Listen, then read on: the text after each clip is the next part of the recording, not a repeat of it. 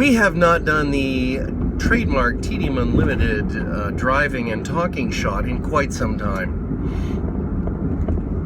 So I've been sick for the last few days. One of the guys at work brought in a cold and gave it to everyone, and today is the first day medication free, and I'm pleased with that, although you can still kind of hear it.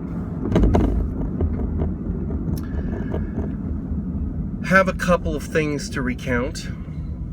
One of them was that an old friend of my wife, a woman who used to kind of host her when she was studying here in the United States, has come to visit, and because she lives out of state now, and we went to a Mexican food restaurant last night because she's in Georgia and they don't have any good Mexican food there, so I'm told. That's not any kind of aspersion to Georgia. I'm recounting what I've heard. And so we went to a Mexican food restaurant that she liked, and of course she hasn't seen the kids in forever. In fact, I'm pretty sure she hasn't seen James since he was born. But we wanted them to be good, and as always, we want them to be on their best behavior, but we wanted them to be kind of engaged in the conversation. Now, both of them are in trouble and have been sort of grounded from their electronic devices for different reasons. And so that wasn't an option for them to come to the table with their electronic devices, which we do allow sometimes depending on, how bored the circumstances are. And I know there's those of you out there who are like, never allow that. It's like, but there's really nothing to talk to them about, so why not? And but Michelle tried to bring a book, and Chuan wouldn't let her. She's like, I want you to sit there and have a conversation with Betty. So, okay, fine. James, however, was in the restroom at that moment, and he did not hear that prohibition, and so he brought a book, and we didn't realize it. So we're sitting at the table, and, they have nothing to talk with Betty about. She's in her 80s, and they don't really know her, and so no frame of reference, and apart from the polite, well, what are you doing in school, etc., it really wasn't anything. So James whips out the book, and he's sitting there reading, and he's being good. He's not engaged in the conversation, he's not causing problems, he's reading. And Michelle, meanwhile, has nothing to do, and she's a little upset that James brought a book. She feels cheated that he brought a book. And sorry about that, Michelle, but, you're the older one, so if anybody has to carry on conversation, it's you. So she, drifted off to her mind palace, and I don't know what she was doing there. I don't know. Probably something to do with Matt Smith, but anyway. As we're getting close to leaving, these people who were at another table come over, and they ask my wife, they say, would you mind if we gave your son something? I'm like, a little suspicious, but then he holds out, he's holding money, $2. And so I'm like, all right. And he goes, well, it's just that we've been over there and we've seen your kids, and whenever we see a kid who is behaving so well, and they're sitting there quietly reading a book instead of playing on some video game, it's just such a breath of fresh air and a relief to see that there's still kids out there that do that we wanted him to remember this, that that's a good thing. And so it's like, all right, well, fine, it's money. And that literally is my attitude there. As long as it hasn't got anything written on it like, remember Jesus loves you, crap like that, which people have done, or their phone number or anything like that. It wasn't anything like that. And then they go off, and James, very politely said thank you, and he behaved in an appropriate fashion and whatnot. Michelle is fuming.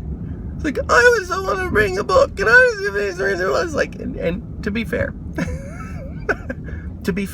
that was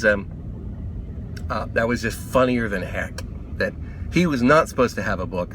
And I can guarantee you that had we allowed them to bring video games, they would have been on them the whole time. So the man's supposition that, you know, this is great that a kid was doing this and reading a book is true but funny. Now, the other thing that's going on is I hate landscaping. I totally do not believe in having eastern plants here in the in Arizona. If you're going to have landscaping, you should have natural desert landscaping. It's all these non-indigenous plants that they brought in that's wasting our water and causing everyone to have allergies, and it's terrible stuff, and it should be outlawed and torn down. However, you know, it's nice to have a tree with some shade, and we're as guilty as anyone else of having a few trees, like our Christmas trees in the backyard and whatnot. And of course, our house was built in the late 40s, when that's what you did. And so lawns and big almond tree or pecan tree and hedges and all that crap that should be gone. And I killed the lawn with extreme prejudice when I got the house, because lawns don't grow here naturally, and it's a waste of water. And outlaw golf in this state too, by the way. And get off my lawn. If I had a lawn, yeah, young whippersnapper. Anyway, but my wife does do a little gardening, tending of stuff, and occasional trimming and whatnot, but periodically she has a company come in and do it, and we have had a company come in and do a major yard work today. Deep fertilizing all the trees, trimming. We have like a 30-foot Christmas tree out there that they're going to trim down some, and we're going to kill the bamboo finally, which is very hard to do. Get rid of a damn pomegranate tree that nobody ever gets any pomegranates off, because 1 week before the pomegranates are ready, every last one of them has got a bug with its nose burrowed deep into it. So it's basically a rotting fruit tree. Oleanders are nasty hedges to begin with, but they're going to trim those things back. They're horrific. You can barely kill them because they'll suck the water out of anything. And I guess they're going to do the bushes in the front, and there's a couple trees in front, and so it's a major undertaking. It's an all-day or longer work. It's thousands of dollars, I might add. And I've seen a few pictures that have been posted during the course of the day of the progress, or lack thereof, or however you want to look at it. And we are getting close to home, and we shall see what a drastic, amazing difference this is going to make to the house. Oh yes, they're still working on the house. They've got the big chipper out. Yep. Well, I guess I am parking on the street with my wife's car. You can see where the bamboo has grown across to the other side. But here,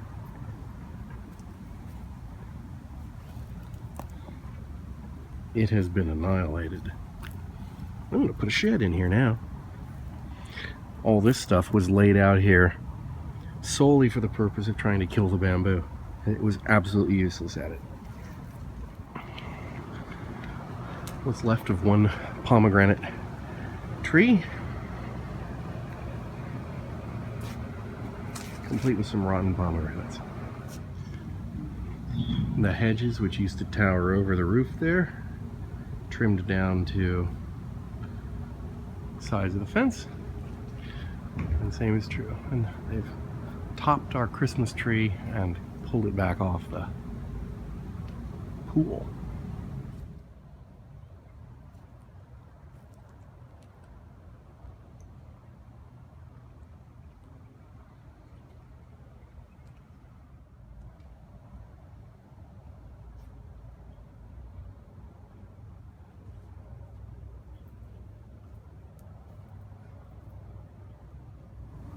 That is what's left of a gardenia plant that's still here. And if we come around this way, there was one here, and there was one there, both gone. But they've left this, which I'm pretty sure is a weed that's gotten so big that they've mistaken it for a shrubbery. Well, we can take that down.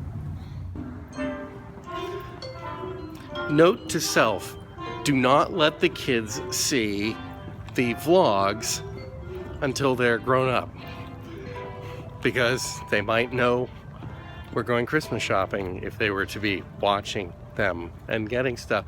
But I'm telling you, it's beginning to look a lot like a Doctor Who Christmas. I'm just saying. I was sitting here the other day thinking, you know, we haven't seen any hummingbirds out at the feeder lately. And my first thought was, maybe it's empty and I forgot. But it turns out it had plenty of stuff in it. So it's just that with the cold weather this year, apparently the hummingbirds aren't coming to visit. Although we saw them all last year. So anyway, I was sitting here at work, working from home today, and there was a loud thump out there. And then I heard Michelle shout, "What was that?" So I ran out to take a look, and James goes, "I think a bird hit the window." So I went over to it. I went outside to take a look and see if there was any evidence of it. And sure enough, there was a hummingbird lying on the ground. And he was breathing, but obviously stunned. So I grabbed a trowel that was handy, and I took it and I tried to just touch him and see if he would flip. And he sprang to life and caused me to freak out and drop my phone. But I hadn't been recording, which I was supposed to be, so I didn't get it. But then he was right side up, but he was, you know, just sitting there and still kind of stunned. So I left him be. Came back out maybe half an hour later to make sure he was gone. And instead of being gone, he was upside down with his head stuck between a couple of bricks. So I got out something longer this time so I wouldn't get close to the exploding hummingbird, and tried to tip him a little, and that didn't seem to do anything. And so then I got the brick, and I thought, well, I'll spread the brick, and I got it away, and off he flew. So I guess hummingbird saved, unless he hits a window on his way. Anyway, that is it for today and yesterday. And so remember, if you want to like, comment, and subscribe. Have I ever done this with two hands before? I don't know. I like to mix it up a bit. We'll see you next time.